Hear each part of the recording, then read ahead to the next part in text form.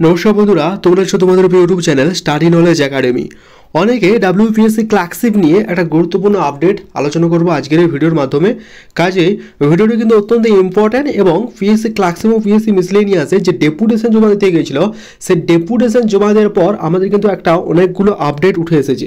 ঠিক আছে, সে ডাব্লিউপিএসসি ক্লার্কশিপে যে ডেপুটেশন দিতে গিয়েছিল পিএসসি অ্যান্টি করাপশন ইউনিটের পক্ষ থেকে, সেখানে কয়েকগুচ্ছ আপডেট উঠে এসেছে এবং সেখানে জানা গেছে তোমাদের মেন এক্সাম কবে হতে চলেছে বা তোমাদের এক্সামের যে লেভেল বা সেখানে বলতে পারো যে নর্মালাইজেশন যে ব্যাপারটা।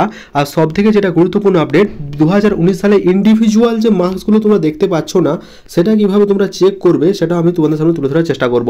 ইতিমধ্যে আমি টেলিগ্রাম চ্যানেলে আমাদের প্রোভাইড করে দেবো ইন্ডিভিজুয়াল মার্কসটা। তোমরা যারা জয়েন হওনি অবশ্যই যুক্ত হয়ে যাও, link in the description, to join নাও, কারণ ছোটো বড়ো আপডেটগুলো আমরা টেলিগ্রাম চ্যানেলে প্রোভাইড করে রাখি। আর সব থেকে যেটা বড় আপডেট, আমাদের ইউটিউব চ্যানেলটা যারা সাবস্ক্রাইব করোনি অবশ্যই সাবস্ক্রাইব করে রাখো, কারণ ছোটো বড়ো নিত্য নতুন আপডেট সবার কিন্তু তোমরা পেয়ে যাবে। দেখো বন্ধুরা, পিএসসি ক্লার্কশিপ নিয়ে ইউটিউবে যদি তুমি কাট অফ মার্কস সার্চ করো, ইউটিউবে প্রায় 100খানি ভিডিও কিন্তু তোমার সামনে চলে আসবে। অনেকে অনেক রকম কথা বলছে এবং অনেকে নানা রকম ডিমোটিভেট বা অন্যান্য টাইপের যে ব্যাপারগুলো, অনেকে কোর্স বিক্রি বা এনা তেনা, আমি ওই বিষয়গুলো যেতে চাইছি না, একটা নোংরা পরিবেশ তৈরি করেছে। তো তোমাদের সামনে একটা কথা বলতে চাই, দেখো কোর্স বিক্রি আমি ওটার সমর্থনে আমি বিপক্ষে না, বাট ব্যাপারটা হচ্ছে কি মানে একটা মিসগাইডিং বা মিসলিডিং করছে ব্যাপারটাকে, সেইটা সম্বন্ধে আমি তোমাদের সামনে একটা ক্লিয়ার ভাবনা দিতে চাই।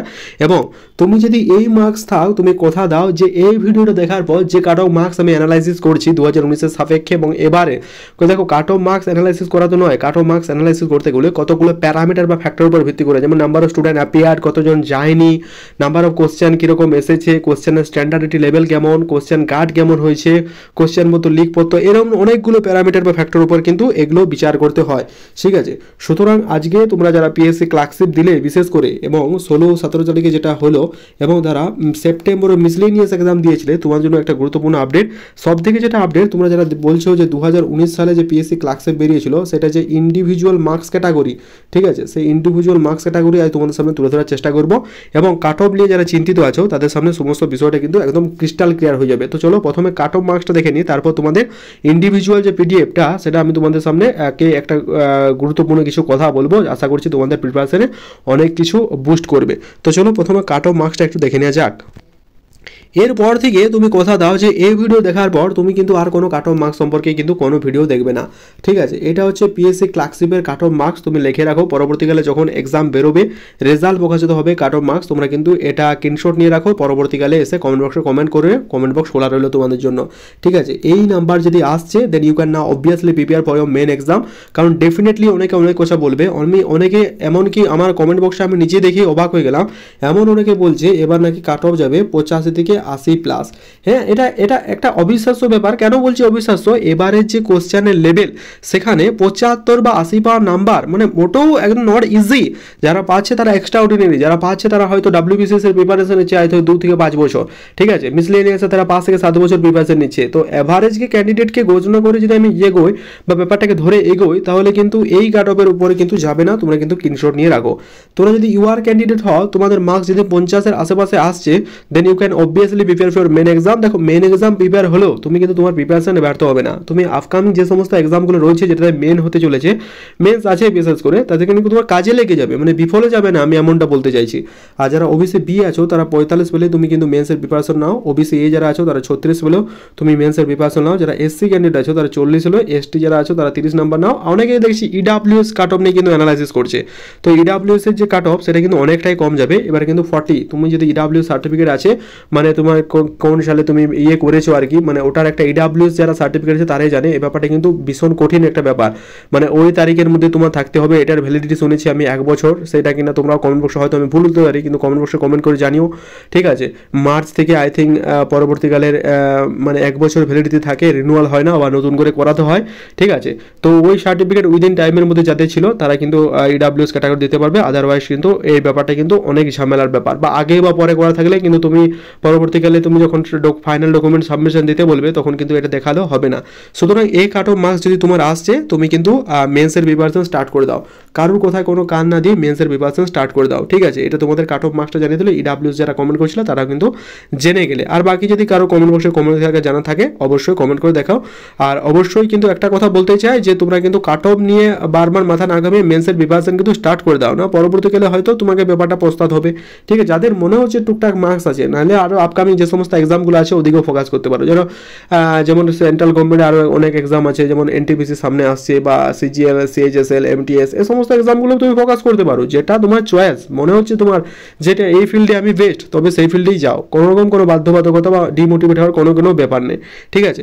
এইবার যারা কমেন্ট করেছিলে পিএসসি ক্লার্কশিপ 2019-এর ইন্ডিভিজুয়াল মার্কসটা আমি টেলিগ্রাম চ্যানেলে প্রোভাইড করছি, তোমরা জয়েন হয়ে যাও, সেখান থেকে ডাউনলোড করে নিতে পারবে। আমি অনেক ক্যান্ডিডেট দেখেছি, আচ্ছা তোমাদের সামনে লাইভ প্রুফ দেখাচ্ছি, চলো একবার দেখে নাও। এই হচ্ছে পিডিএফটা আমি ডাউনলোড করে নিয়েছি, ঠিক আছে। এটা আরটিএস সাব নিয়ে প্রকাশ হয়, বাকি তোমরা তো হয়তো পাবে না, এটা হয়তো ওয়েবসাইটে বা পিএসসির অফিসিয়াল ওয়েবসাইটে কোনো রকম কিন্তু অ্যাভেলেবেল নয়, তোমরা আরটিআই করলে এটা দেখতে পাবে। আমি তোমাদের টেলিগ্রাম চ্যানেল প্রোভাইড করে দিচ্ছি, ঠিক আছে। তোমরা যারা যারা নিতে চাও টেলিগ্রামে প্রোভাইড করছো, ওখান থেকে ডাউনলোড করে নিতে পারো, ঠিক আছে। তো দেখতে পাচ্ছ এটা 22 মার্চ 2022 সালে প্রকাশিত নোটিশ। কি বলছে, লিস্ট অফ, দেখতে পাচ্ছ এখানে বলছে 55,056 ক্যান্ডিডেট, আর না আমি সরি বললাম 1,200,000 অজুত এখানে qualify for the basic of requirement part 2 part examination. এটা হয়তো একটু ভুল বলেছে, 55,000 তো হবে না, 5,000 হয়তো সামথিং হবে, ঠিক আছে। এখানে দেখো কি বলা হয়েছে, কোন কোন ক্যান্ডিডেট যে ইন্ডিভিজুয়াল মার্কসগুলো সেটা আমি তোমাদের সামনে তুলে ধরার চেষ্টা করেছি। এখানে বলা হয়েছে ক্লার্কশিপ এক্সামিনেশন 2019, দেখছো প্রথম নম্বর ক্যান্ডিডেট যিনি পার্ট 1-এ পেয়েছিলেন, মানে 100-র মধ্যে টোটাল যেটা পেয়েছিলেন সেটা হচ্ছে 92, এবং ইংলিশে পেয়েছিল 41 এবং বাংলা পেয়েছিল 43, যার ফলে তার অ্যাগ্রিগেট মার্ক দিয়েছিল 176, 176, ঠিক আছে।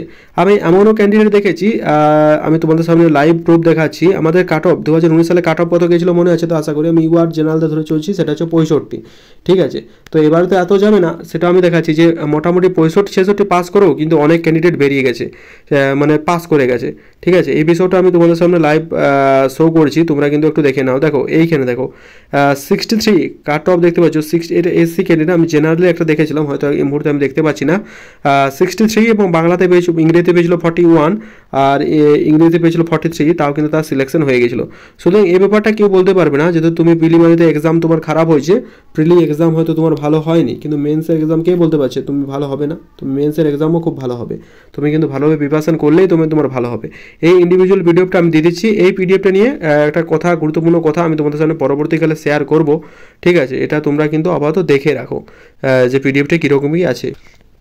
তো ব্যাপারটা হচ্ছে এটাই যে যদি এখন থেকে কেউ ডিমোটিভেট হচ্ছ যে প্রিলিমিনারিতে আমার নাম্বার কম এসেছে, তো মেন্সের প্রিপারেশন নেবো, তো ডেফিনেটলি তুমি কিন্তু প্রিপারেশন নিতে পারো, কারণ এই পিডিএফটা তুমি যখন ডাউনলোড করবে না, যদি নিচের সেকশন থেকে যাও, ব্যাপারটা যদি তোমাদের সামনে শো হয়ে যাবে যে অনেক ক্যান্ডিডেট আছে যারা জেনারেল, অ্যাজ সাচ আমি জেনারেল ধরে চলছি, যারা 65 নিচে পেয়েও তারা কিন্তু মেন্সে বেরিয়ে গেছে, কারণ কি ডেসক্রিপটিভ লেখার যে দক্ষতা সেটা কিন্তু তাদের প্রবল দক্ষতা। সুতরাং এই পিডিএফটা দেখলে তুমি সমস্ত কিছু অ্যানালাইসিস করতে পারবে। পিডিএফটা আমি ডেসক্রিপশনে লিঙ্ক দিয়ে দিলাম, বা তোমরা কিন্তু টেলিগ্রাম চ্যানেল থেকে প্রোভাইড করে দেবে। সব থেকে বেটার আমি টেলিগ্রাম চ্যানেল তোমাদের জয়েন হতে বলবো, কারণ ওখান থেকে সমস্ত কিছু ফ্রি অফ পিডিএফ আমি তোমাদের ফ্রি অফ কস্ট ডাউনলোড করছি, এবং ফ্রি অফ কস্ট ম্যাটেরিয়াল যে সমস্ত এক্সামগুলো রয়েছে আপকামিং সেটা কিন্তু আমি প্রোভাইড করছি। তোমরা যারা জয়েন আছো অবশ্যই জানো, আর যারা জয়েন হওনি অবশ্যই জয়েন হয়ে যাও। Thank you very much for watching this video. দেখা হচ্ছে পরের ভিডিওতে, ততক্ষণ অবধি ভালো থেকো, সুস্থ থেকো, জয় হিন্দ।